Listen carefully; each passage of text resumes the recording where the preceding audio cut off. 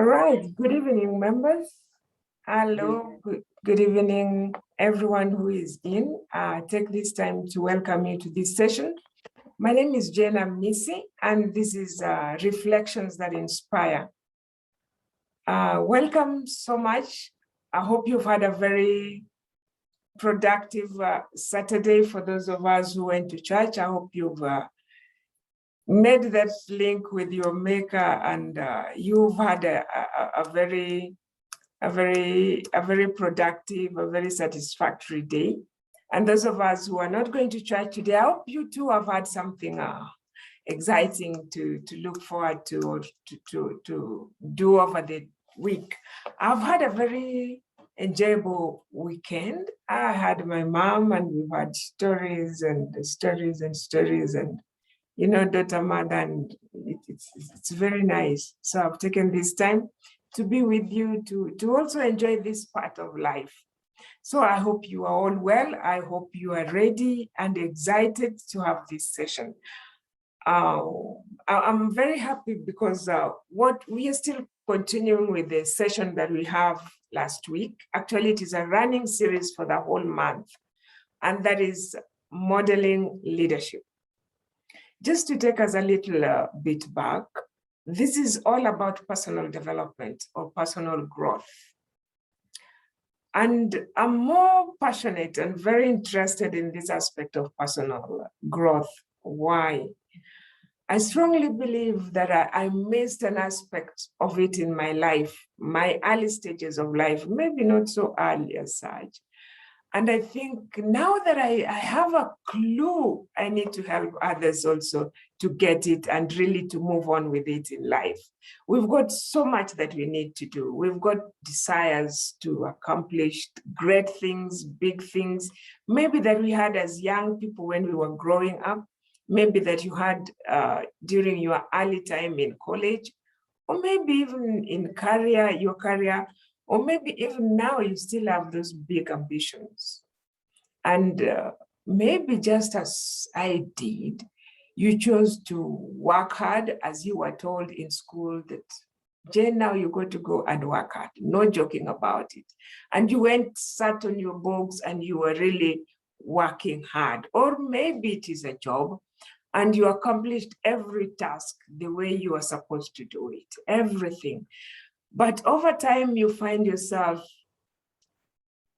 really not with so much that you expected, but you've not arrived at where you are supposed to be going. You've worked hard, you put on all the effort, you put on all the time, and you seem not to be accomplishing or achieving what you were, or you are still way behind.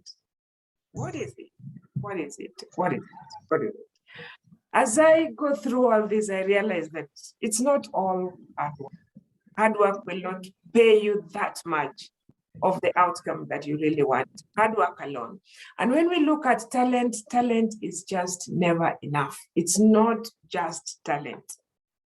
Then what is it? It is a culmination of so many things that you got to do as an individual. And one of these is modeling leadership. In modeling, as a young girl, I think the first times you have a TV, and all the things you look at are those interesting, the things that maybe not your area as such, but just things that make you happy as an individual. And modeling is part of them. For me as a lady, I was very slim and very tall. And I think for some time I was told, Jane, you can model. And I was like, being the shy Jane that I was, of course, I could not do it, because my mind was not for it. There are other areas that we can model in life, and our career, our professional life, and literally every aspect of our life can be modeled. So what do we mean by modeling? Modeling is having someone who has been there, who has learned the lessons, who has walked through the journey that you desire to go through, to help you, such that you learn from what they've gone through. You learn from their experience. You learn from the techniques that they are using.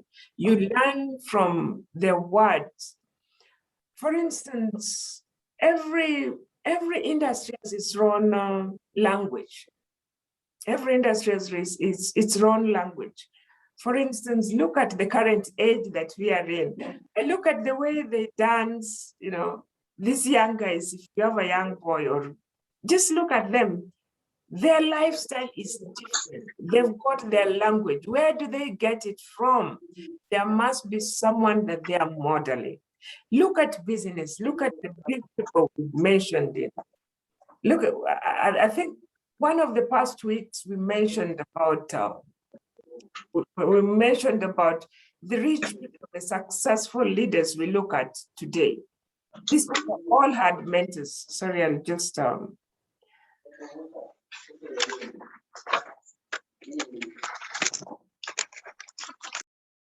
when we look at these big leaders, successful, the people we consider successful leaders today, the Facebook mark, the richest people, these people have all had mentors. They've had their role models. They could be mentors, they could be coaches, whatever name you want to give them. They could be their guardians, they could be their parents. But they had someone whom they looked up to, and someone who encouraged them, someone who showed them how to do that, how to go there. You know, there is a Chinese proverb that says that if you want to, what did I write? If you want to go ahead, ask someone who has been there. Ask someone who has been there, someone maybe who is coming back, or someone who is still there but knows the road maybe to the mountains, knows the roads to the plains where you want to get to. And last week we had a very interactive session. We had very good insights from one of our speakers who is still here, Mr. Mabea. Thank you so much. And today it is my pleasure to welcome our guest who has just arrived in, Mr. Kisozo. Welcome so much. Thank you. I'm here with you. Welcome, welcome. We are just starting, and I was just giving the background of the issue of personal growth and reflections that inspire. So reflections that inspire is a topic that I just encouraged me, something that really connected with me. I read a chapter on reflections, and I was like, there is something called reflections that I need to do personally. In reflections, you take your time to learn. In reflections, you take time to think over what you have learned. You think over to catch up with what life was either teaching you, informing you at a particular time, and you did not connect with at such time. And it is not only in the past. Reflections is also for the future. You can think about the future, but only when you take your time to really think about it. I always call life events as highlighters. These are things that mark your life. These are things that have the potential of changing something remarkably in your life.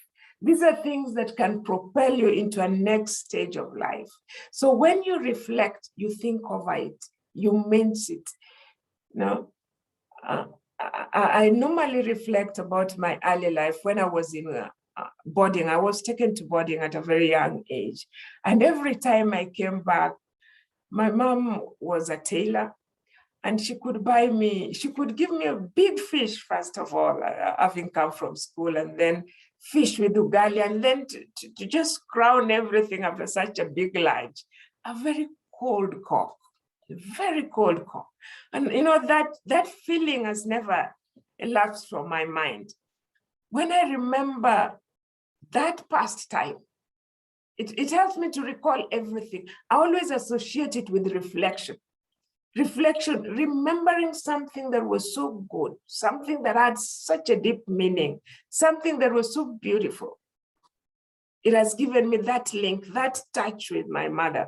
And that is how life is. There are people whom, when you remember their actions, when you see through your imagination, when you visualize your outcome with what they are doing, you feel invigorated, you feel inspired, and you move on. Such is the one that we have today. It is my pleasure to welcome our guest speaker today, Mr. Ezekiel Kisoso. Mr. Ezekiel Kisoso is my colleague, is my partner in fellowship in Church Sitam, Kitengela, where we worship. And he has very inspiring stories, the much that we've shared with him through our Bible studies, through the fellowship, through all the interactions that we have gone through, made me think that he would be the best guest for us today. Welcome, Mr. Kisoso. Thank you very much. Please, you may go ahead to introduce yourself. Although I can't see the other members, let me see if I can see the other members. My name's Ezekiel Kisoso. A lot of people call me Captain. If I put the name, the title Captain before my name, I'll also have to put something to follow at the end of my name, and that is retired. I'm retired, but I'm not tired. I joined the armed forces and served for 10 years before I got I got an offer in your language that you see greener pastures. I joined the UN, and the area I went to was peacekeeping mission. And I used to tell people that I chose this particular line because everybody likes bread, but the sweetest bread is the one that is taken hot. So when you go to peacekeeping missions are missions that are set up in places where there is war or there are problems. So you land in the midst of that fire, and that's where you bake your bread. And that's where I served for some 27 years before I retired. When I retired, it does not mean I'm tired. I'm a farmer, and I do some business at the same time on the sideline. That's basically who I am. I agreed to give this presentation because, as our moderator says, as you move on in life, you tend to reflect back on what you've done and the route you're past, and you look around and you see people walking a similar road, and when you reflect on where you passed and where they are passing, you see the potholes that are lying ahead of them and the many hurdles that they will face if they continue on that particular line. So I have a wealth of experience in some of these areas, especially being in the armed forces, where there's a big lesson. You achieve a lot of lessons working as a soldier, because the situations that you face are not the ones that you ordinarily face when you are in your village or amongst your family. You stay away from your family. You are out there in some different environment. The traditions, the culture of the place is quite different, but you have to adapt. If you are to survive, you have to adapt and move on. So in a nutshell, that is who I am. And today we'll discuss about the modeling issues. Back to you. Thank you so much. That is very interesting. Maybe why you're not telling us a little bit about you being the captain? A number of us would like to hear more about that.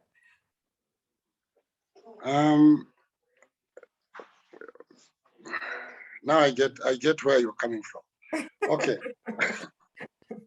When you hear this title, captain, it's normally held by 3 groups of people or 4 groups of people. One is a rank that you attain in the armed forces. Once you are commissioned as an officer, a military officer, You start at the lowest, that is a second lieutenant. Then you become a full lieutenant. Then you move on, on in rank to become a captain. That is mostly in the Navy, and mostly in the Army and in the Air Force. In the Navy, however, they take a route towards the marine industry, because the person who is in charge of ships when they are sailing, the chief pilot, the CEO of that ship is normally called a captain. And that's a very, very high rank, much higher than what I was. I was rather on the other side. The other group of people who also have captain are pilots. If you go to an aviation school and train to become a pilot, once you graduate from becoming a pilot, especially in commercial airlines, you are required to fly a number of hours as a co-pilot before you can be charged with the responsibility of becoming, the senior pilot to fly a big aircraft from Nairobi, for example, to Japan. That's now where that rank captain comes in again. So there are people who will hear being called captain, but they are not in the army. They were in aviation industry. The other class of people who also hold the similar rank are people who follow a certain denomination where they have ranks just like in the armed forces. But for me, I was in the armed forces and I joined the army. I was a person who was with the ground forces. I was working with heavy equipment, what we call artillery, and artillery may sound a little bit too complex. These are big guns, huge guns that are normally towed by vehicles, or they self-propel. They look like tanks, but then they are not tanks, because tanks shoot short distance. A maximum, the longest distance a tank can fire is about 8 kilometers. But artillery pieces fire way far beyond that. They can fire up to 40 kilometers on a straight line. So that is what I used to work with.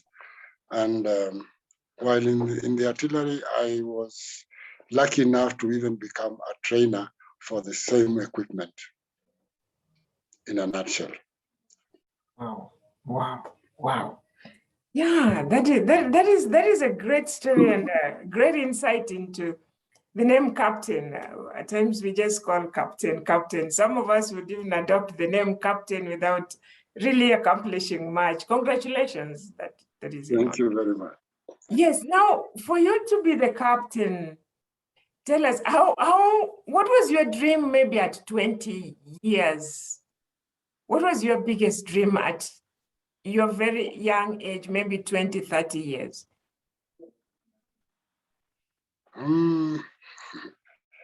When I joined the army, first and foremost, my ambition was to become a military officer.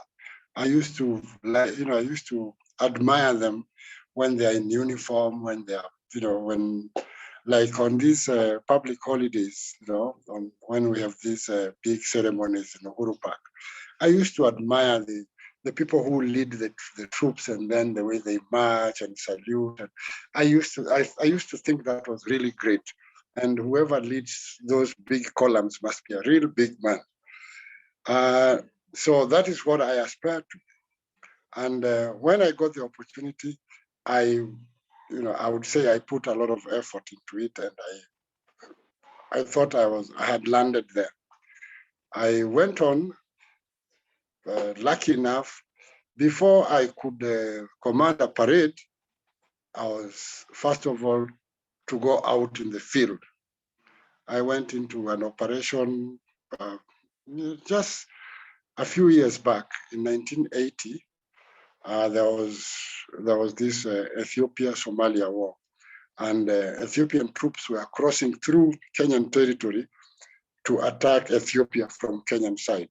And we were tasked to go and block their route so that they can use their common border instead of using our soil. And I served there for a good 9 months before I could command a parade, as was my dream, which was quite interesting. And I thought through that experience, I learned a lot. I learned a lot of things. Yes. Wow.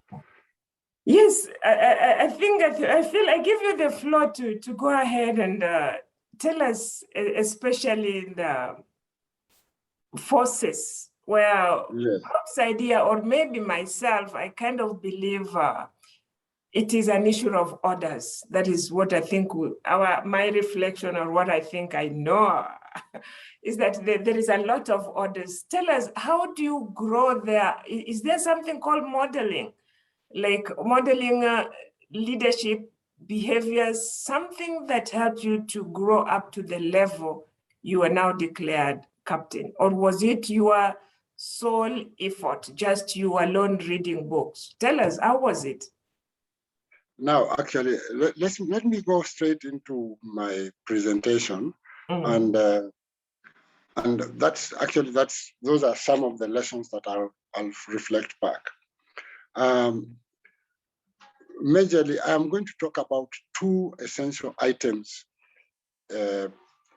for one to be, that makes one to be a role model. And for those who are following on our steps and they would like to get into those positions where now they can be called role models, there are 2 factors that they really need to look at. One is resources. When you are put in a position, the resources that have been placed before you, for you to administer and to make your work easy, how do you use them? How effective are you in utilization of those resources? I will give you, let me just, in our current setting, if I look into this country and I say, one of the persons that a lot of people admire and they would like to aspire to, to become like them, is late the former CEO of Safaricom. What, I forgot his name. Bob Collymore. Bob Collymore. If you look at him, he did a lot of great things. A lot of people admire him for what he stood for and how he, how he steered Safaricom from whatever he found it to where it is today. And then you ask yourself, what made him be what he became? The big thing is the resources he had. Not that he was a rich person, or not that Safaricom was a great place with a lot of money and things like that, but it is how he utilized those resources. In resources, I'll talk more of the human resource. Human resource. We are normally placed to be in charge of a lot of resources, worth a lot of money, or a lot of money, as cash and in liquid form. But the biggest resource on this world is human resource. Human resource, especially when we talk about the military. For you to get anywhere, to climb any ladder, you need to inspire the people who have been placed under your command, or placed as where you are the supervisor. One of the major factors is you need to understand them and be close to them, so that you can just look at a person and tell that they're happy, that they're sad, that they're worried, that they're, all these things without them telling you anything about it. You are the one who will normally probe it. You call somebody aside and tell them, "No, you don't look very well. Are you sick?" or are there problems at home, things like that. Because at the end of the day, even if you have a lot of equipment, you have computers, you have all these other resources, those resources don't think.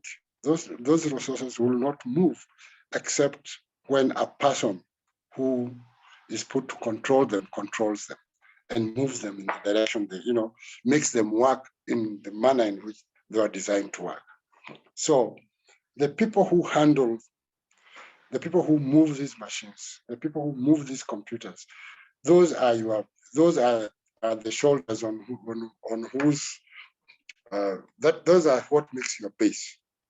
So in the case of Bob Collymore, he had a great human resource, and this great human resource, he motivated them, he understood them, he held them together and moved them, and that's how Safaricom became great. Likewise, if I take you to the armed forces, if we look back to Second World War, there was one great general called Montgomery. He was a British general. He's credited with conquering North Africa. He came through Egypt, Libya, and all those countries. And for that reason, he was granted a number of medals because of his success, the victories he brought home. But if you go down, if you read books and try and research about Montgomery was a person whose soldiers he really inspired. He lived with them, he was trekking with them in the desert, and they knew him and they loved him. And every time he said, he gave them orders, as you said rightfully, orders is what is in the armed forces. When he gave those soldiers orders, they responded not because they are military orders, but because of who is giving the orders. This person, once I'm with this person, everything will be possible. Things are going to go well because they just had that faith.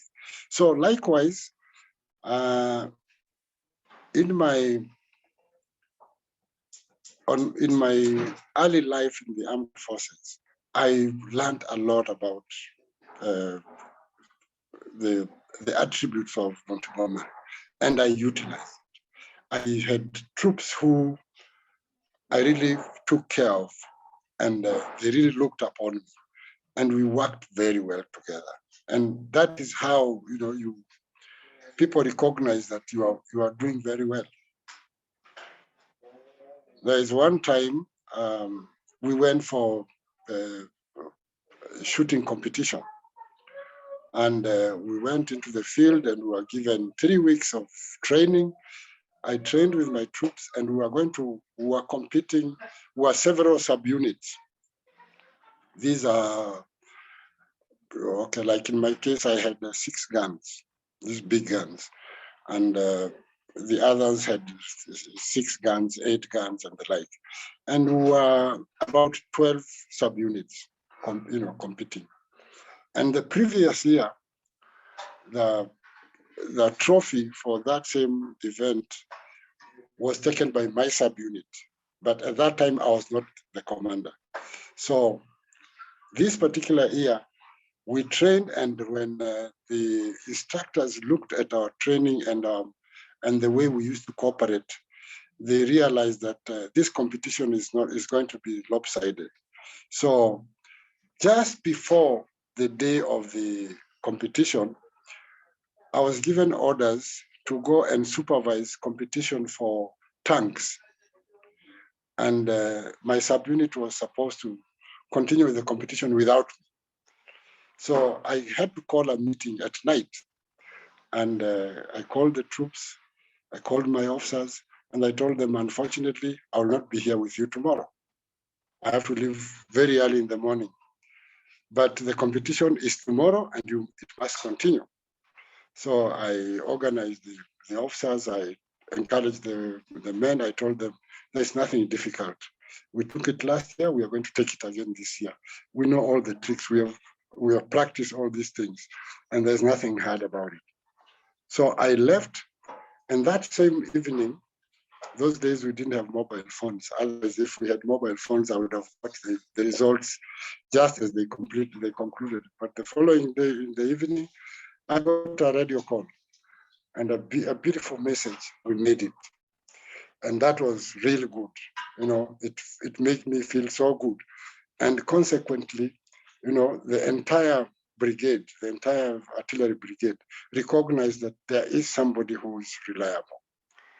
And that's the part of human resource. Take care of the resources that you have and things will be they will go well. Those of you who aspire to become leaders of large companies, whether it is private business or in a corporate world, you will delegate. The people you delegate to, are they going to actually follow through your orders? We just don't say their orders. We need to, they need to understand, they need to have that morale that it is important and it has to be done and it has to be got right. So human resource is the principal factor. Now, let me go to the second point, and the second point is attitude. For those of us who want to achieve those goals, who want to be at those levels, are we prepared? How do we look at things? When you look at human beings, for example, there are people who are just dull. There are people who are extroverts. They talk too much. They annoy you by talking too much. There are those who don't talk. They're dull. You don't want to talk to them.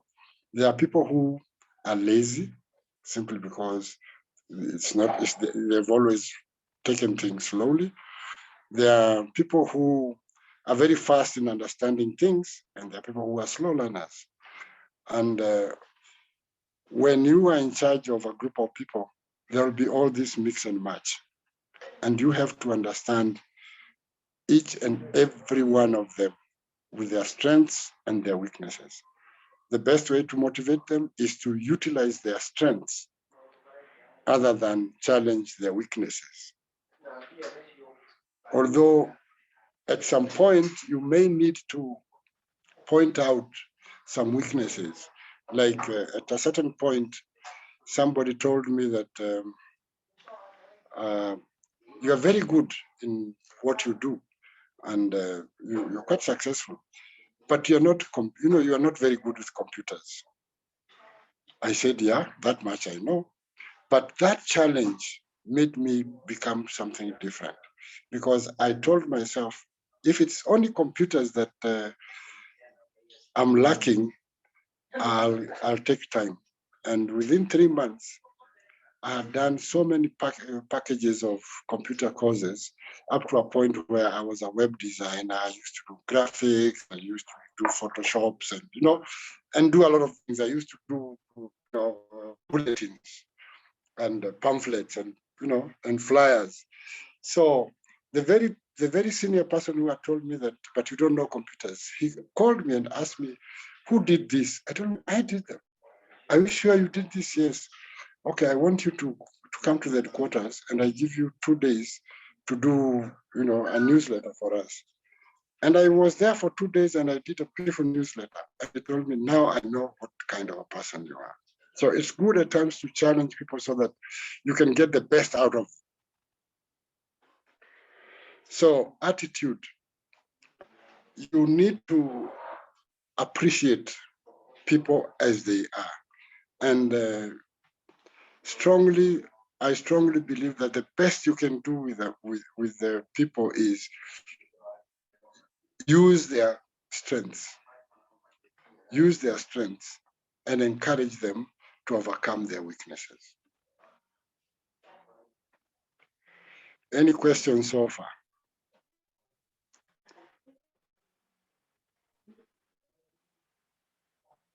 Yes, members, you're welcome to give any questions to add as well.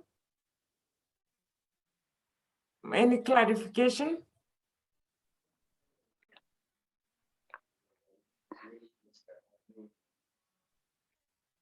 All right, maybe not for now, just go on. Oh, any question? Thank you, Moderator Jane and Captain Kisoso for that inspiring story. Really want to appreciate because there are 2 points that you have raised are very fundamental in an organization. I'm also, from your background as a soldier, I know those of us who have been involved in strategic planning, the word strategy comes actually from the military. Yes. Plan to take or to capture and Yes. maintain the grounds or what do we call it? Whatever it is. So resource, and I think I like what you have said because we have most often than not, we have not taken actually the human resource because it's human capital that will enable you to do all these things. We tend to rely so much on machines and other things, but we forget that actually somebody has been working so hard, maybe to innovate, come up with a product which we are using. And the proper harnessing of actually the human capital really determines success in any organization. Looking at the situation where we are, because like the current generation, I said there are 2 generations. I don't know what we should do about them because we tend to look for, especially towards our politicians, but 3/4 of the politicians are not giving it the best example. And look at the situation like the banning of schools. I tend to think that the children might not be at fault. All of us are at fault. When do we start mentoring these resource? Are we doing our honest part as parents? Because sometimes I tend to think we have left so much to teachers and we assume that they can actually take our place as parents. So this is a very, well, the way I feel is a collaborative effort to start working on these people because when you look at them, you see a president in the next few years, you see an engineer, you see a senior military officer, but are we taking are we doing our honest part in terms of building or doing capacity building? And I also like the issue of trying to bring out the best by first acknowledging, because I know every human being has actually the capacity to do and to excel. But sometimes how we approach it becomes very challenging. And more so now, we have a generation, because an older generation, a whip could do, a cane could do. But we have a generation you cannot cane, because you do, they just walk out there and commit suicide. So perhaps we need maybe as this generation to find out how do we connect with these people and be able to channel them towards productive or to channel their productive energies to a productive activity. Just an observation. I appreciate what you have taken us through. Thank you so much, Mr. Mabe. Yes, go ahead, Mr. Kisoso. Captain Kisoso. Thank you. Now, I'll give you, the philosophy of military training. The philosophy of military training is first and foremost, make the individuals discover their own strengths. Make them and discover their own strengths. And how you make them discover their own strengths is you stretch them. We normally use an example of a rubber band. You can pull a rubber band up to a limit. There is a point where they call a snapping point. If you pull it beyond that point, it will break. So you just pull it up to that point, and then you release it, just like that. so that it snaps back. So what they do in the training is they really stretch you. If it is running, they make you run for 15 kilometers instead of making you run for 400 meters. You know, up to a point where you've done your 5 kilometers, then you say, oh, I'm tired. You keep going until you feel now this is my limit. At least you have known that.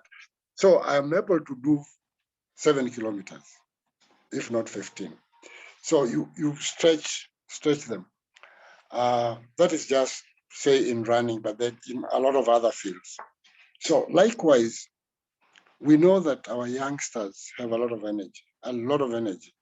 The only thing is these energies have now been diverted, and I think this is no secret. The most intelligent fellows, or most what would I say, people who know how to use mobile phones best in the whole world today are young people, because they will just hold it and they will go every direction. They will open things that you do not know that they exist. So instead of allowing them to go into what I call lazy work, just sitting there and and keep on playing with a mobile phone, take them to a different field. If you're a farmer like me, take them out in the farm and get them to do something and participate with them. Show them that this is how we get moving. This is how we get our bread. That way you'll expend some of their energy, because it's the focus of the energy that has created them to be like that. They have too much idle time to play around with mobile phones, play around with computers, get into the internet and things like that, that make them forget what real life is. I would say I'm blessed I have girls. Let them work, do home chores, let them wash dishes, let them clean house and things like that. When I was working with the UN, I was lucky to be out in one mission with a person from Senegal. And he told me that their girls at the age of 13 can manage a house comfortably. They will cook, they will wash the dishes, they will clean the house, and they will do everything in the home single-handedly. They don't need to be assisted. You don't need a maid. If you see a girl, like if they've closed school, you leave the girl in the house, and when you come in the evening, you'll find a dish ready for you. So this is something that I found very inspiring, because how many Kenyan families can say the same? So it means these youngsters, they will even come and tell you that they want to get married, yet you know that at home they don't do anything, and they do not even know how to do it. So I think parents, we need to start looking at our children and stretch them like like a rubber band, so that they also discover their own strengths.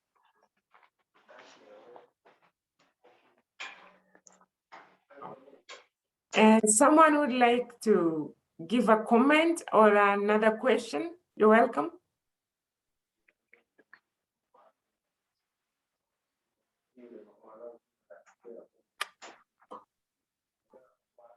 Any question? All right. So thank you so very much, Captain. I like the name Captain. What I'm discovering from your presentation, and especially your last few examples, it really correlates with the first point that you gave us, the resource, and the aspects that you mentioned about the resource there. Mainly, I got empathy. When you talked about inspiring people, and you talked about being able to understand them even without them mentioning. And I think you have reiterated that at this last example, when we are focusing mainly on the children, the recent issues that are coming up.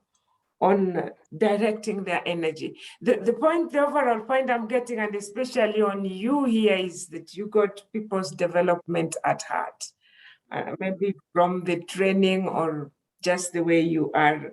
And I'm picking up that as a very important point in choosing a model, in having someone as a model to follow. You've got people's development at heart, ability to, that desire to have someone stretch themselves to reach that limit or to reach an end. I would really relate this to the same topic we are getting across to now as personal development or growth. There is so much that we seek, so much that we desire, and especially at such times that we say, or not just say, but truly things are difficult for people with the COVID, with the business, finances and everything. There is so much that we desire to achieve. Each of us has something specific they want to do in career, business, relations, so to say, the children and all that. But there is this approach of people just want to put a leg there, to say, I mean, just the surface of it, scratch just the surface of it, and they give up. Scratch just the surface of it, and they give up. And I'm just encouraging us that what is your approach towards what you desire most to achieve? Remember, our topic today is modeling leadership. And our speaker today has given several points. I'm just trying to bring up the point I'm getting from him, and one that I'm learning. And that is the point of stretching ourselves, really stretching. There is a lot of energy that we have inbuilt in us, that God has created, abilities that God has created. But just like the army, they are taught to stretch themselves, to really stretch themselves to the limits. And my question to you this moment, whatever you have before you, how far are you stretching yourself to reach out to that? Where are you spending that energy? To me, if Mr. Captain Kisozo is my role model today, I'm questioning myself. I'm reflecting on my past efforts. I'm reflecting on some things that I've desired to achieve maybe previously, or maybe looking forth to the coming ones that I'm still pursuing. How far am I going to stretch myself? That is my question. Someone to give a contribution, please. It's an open discussion. Let's make it lively. We've got a few minutes to go. Chip in.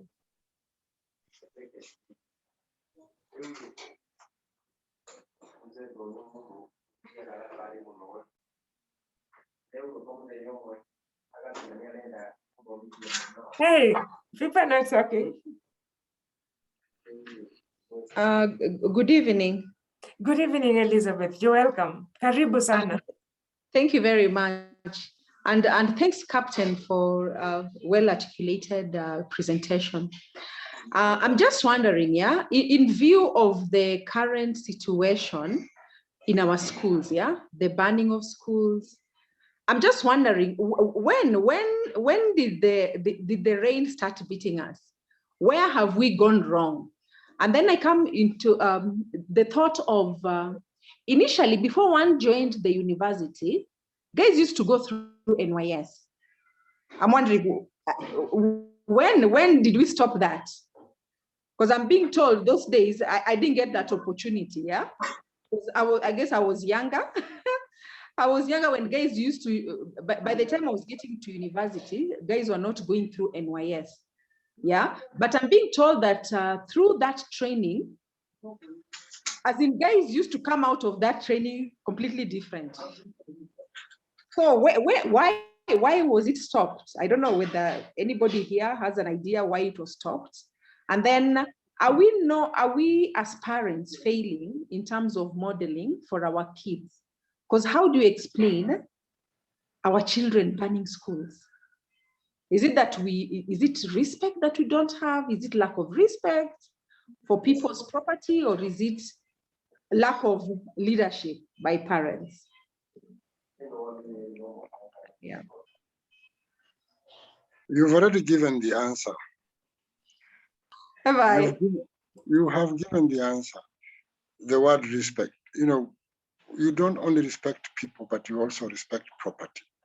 And the minute in the house you stop admonishing children because they've broken a cup or broken a glass, then they will take it as a normal thing. So even if they go out there and they break a glass, it's not a big deal. Nobody should question. But if you become, if you are strict and you admonish your children about property, they will grow up with that sense. If you show them that, even to raise that school fees, it takes you sweat. And that's why from time to time you might ask for their assistance.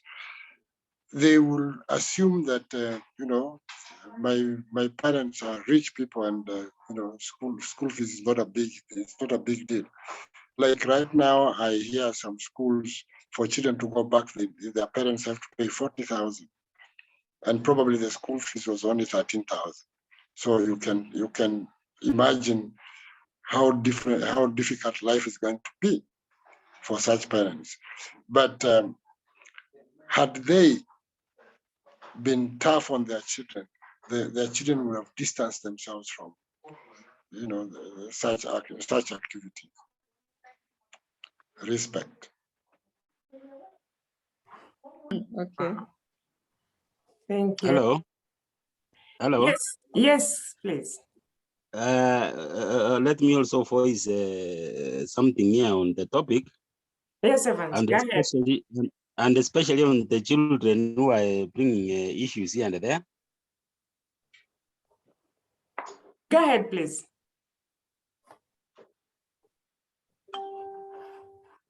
All right, maybe I've lost Evans there, but he had written something. I'll just read what he wrote.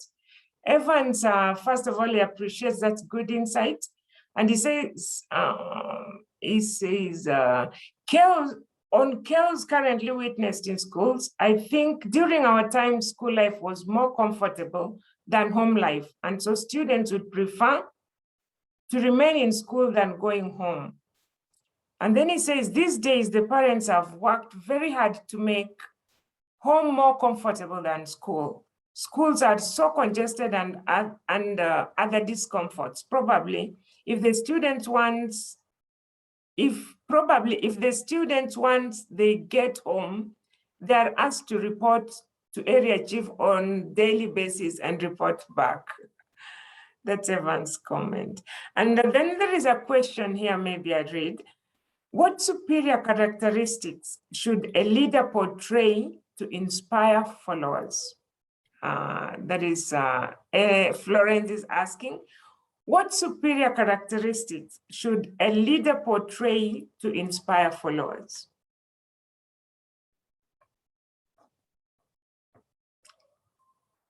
Captain, you may.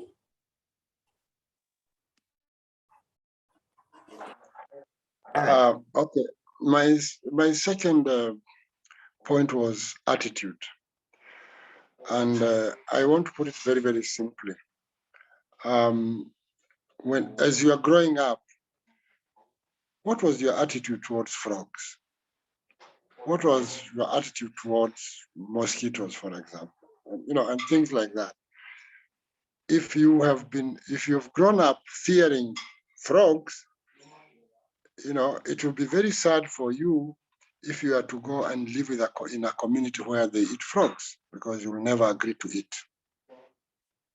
True? I want to assume, that's true to most of us. That's true. Yes. So, but then if you had the correct attitude, if you thought frogs are fine, yes, in our home, we never ate frogs, but here I am, and the way they're prepared, they look delicious and you taste, then you'll comfortably fit in. So your attitude towards, like we talked about the human resource, if you are prepared to stay with this boss who makes a lot of noise, or he walks into your office and you start feeling, he's stealing my time. I should be finishing on this paper, or I should be doing the other thing.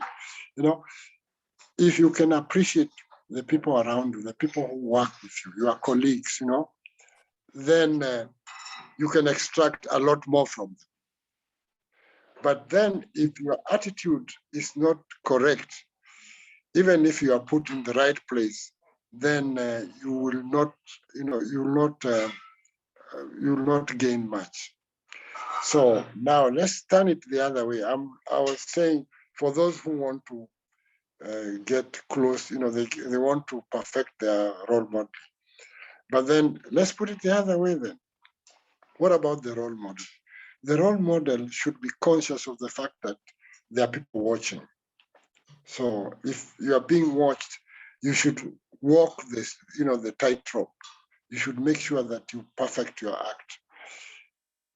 Things like you must be an example of character. You must be an example of, you know, an example that will influence others. But you know, like in our country, most of the people we so-called leaders are tainted in so many ways, and that does not, you know, inspire people. That is the way I would answer that question. All right, character. Thank you so much, Captain. I think we are well beyond the hour, and I think we have learned quite a lot. I've learned a lot from your presentation, Captain. Two main things that you have talked about strongly about the resources, that is the human resource, and under that you've mentioned quite a number of things that as a mentor, leader, coach, to stand as a role model, you got to have that ability to inspire others, understand them. And over that, I've picked for myself having empathy. And then you mentioned again being reliable. And then you've also talked about the second point, that is attitude, that is our approach towards things. And as a role model, you got to challenge others. And you got to also help them to stretch themselves, to discover themselves, to identify their strengths. And you've given us an example there of a rubber band. I really like the story of rubber band. There is one topic that I talked about, the lore of the rubber band, a very interesting one for our growth. And towards the end, you've mentioned aspects of that attitude. As a leader, you got to have a character. You got to be someone of a standing character in the society, such that you inspire others, or that is as a leader. And also from there, you've given it on both sides. And I think we've also mentioned about on the character of students or our children in schools, the disturbing issues of the society today. And all these are around our character. They're all around our attitude as a society. So I think there is a lot to learn from this. There is a lot to learn from today's topic. Whether you are studying,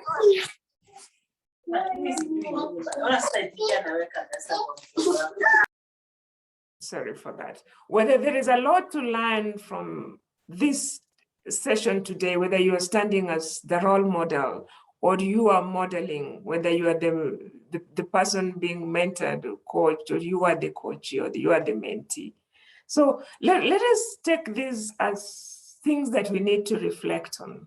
Let us think about us inspiring others. Do you think of yourself as the resource? Think of yourself as you are the one standing there and you're being watched. And definitely there is someone who counts on you. There is someone who stands there and admires that Captain is my role model in this, that Jen is my role model in this, that Liz is my role model in this. So let us stand up as leaders. When it comes to children, let's stand to something. Let's stand up to something. let's not leave them free and blank, such that the other role model is the role model, maybe not the desirable. Stand up to something, stand to character, stand to value, stand to respect, stand to a positive attitude, stand as a resource. And members, I respect your time. Our timing is from 8 to 9. And therefore, it is my utmost appreciation and sincere thanks for taking this time to be with us on Reflections That Inspire. Our guest speaker, thank you so very much for attending this session and for delivering to us. Thank you so much, everyone. Thank you so much. Mr. Kisoso, you want to say something before we close?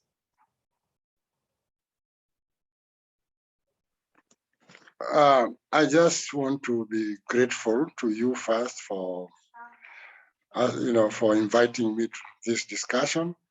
And I also want to appreciate all those who took time to attend to this and with their nice comments and questions. I'm really grateful. And I hope this way we can make a great society. Thank you very much. Thank you, everyone. Have a good night and enjoy the rest of your weekend. Let's meet again. This topic continues next week, but it will be the last session of the topic. Thank you very much. Have a good night.